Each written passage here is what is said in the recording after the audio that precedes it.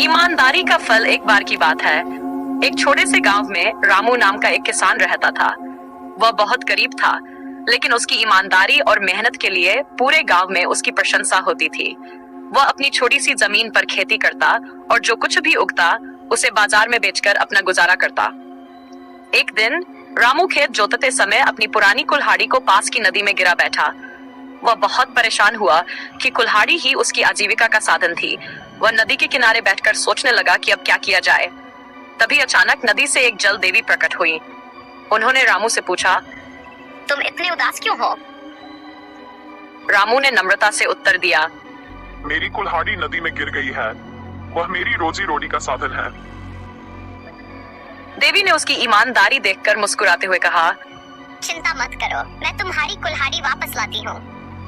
कुछ ही देर में देवी सोने की एक चमचमाती कुल्हाड़ी लेकर नदी से बाहर आई और रामू से पूछा, क्या ये तुम्हारी कुल्हाड़ी है?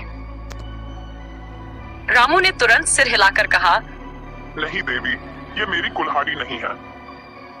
फिर देवी ने नदी में जाकर चांदी की कुल्हाड़ी निकाली और पूछा, क्या ये तुम्हारी कुल्हाड़ी है?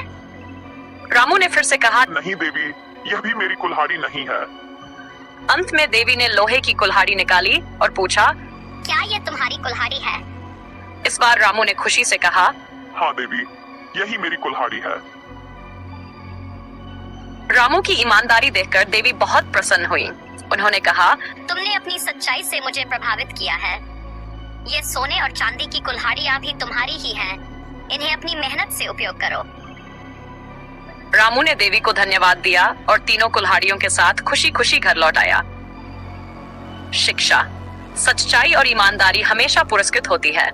जीवन में कठिन परिस्थितियां आएंगी, लेकिन अगर हम ईमानदार रहें तो सफलता अवश्य मिलेगी।